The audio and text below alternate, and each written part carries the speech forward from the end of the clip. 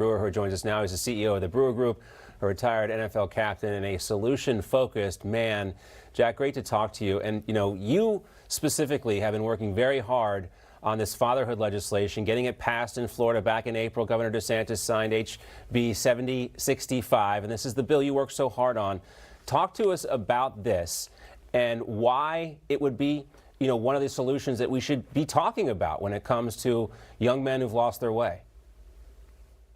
We're just seeing the impact that fatherlessness is having on our society. This young man was fatherless that committed these murders, I believe. But the confusion that's left in a young mind that doesn't have a mentor, doesn't have an influence, a father figure to show them the basic concepts of life, you really take the spirit out of the kids. And so we've replaced those things with video games. We've replaced these things with media, like we just saw, that confuses the hearts and mind of children. And what that ends up happening is you don't have a fear of God anymore. And so a child without a fear of God is dangerous. You can walk into a room and shoot 8 or 9-year-olds because you don't have a fear of God.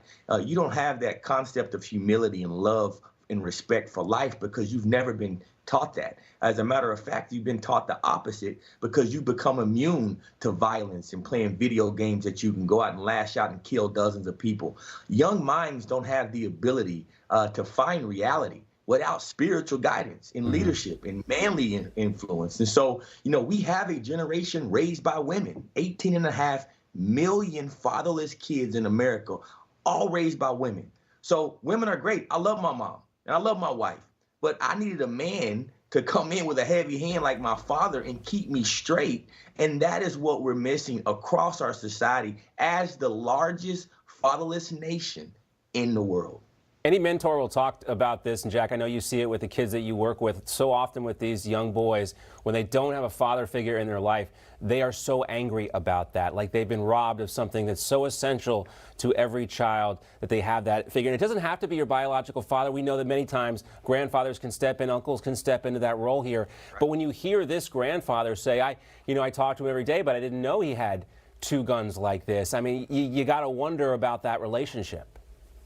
You do. You know it wasn't as close as you would hope. For sure, I think that if my teenage son had guns and had these thoughts in his head, that I would know. You see pictures of this young boy. He's dressing up like a woman. He's obviously confused about who he is and where his standing is in life, and had no direction in life. That is a real sad thing.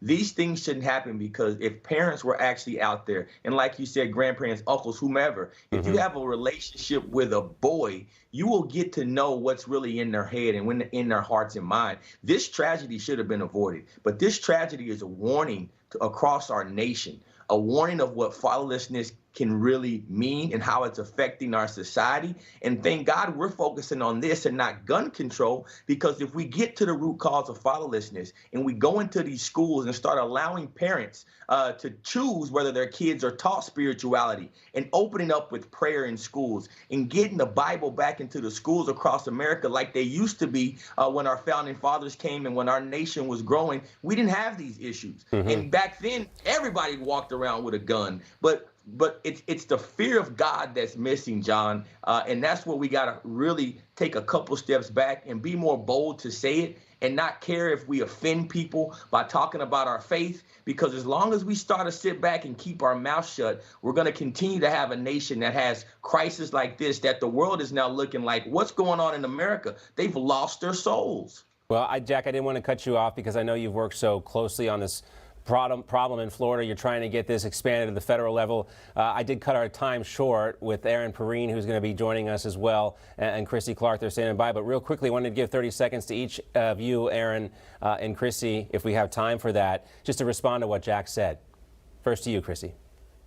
I just think what he said is so absolutely perfect, that what we're seeing in this fatherless crisis is just so sad and detrimental to young men, because these lone wolf actors, they are going to be duplicated, unfortunately. This push for fame in a young culture is so sad, but strong male figures can, in fact, fix that. Yeah, Aaron, next to you. I completely agree with both of them. A strong family structure is really core to a strong America. And we're seeing where this mental health crisis is becoming exacerbated, and it's only further exacerbated by the rhetoric and the political tactics that people are taking to try and grandstand and make this seem something it wasn't. We need to look at the facts here, and we need to support real results, not just rhetoric. I hate to cut this short. Unfortunately, we are out of time, though. But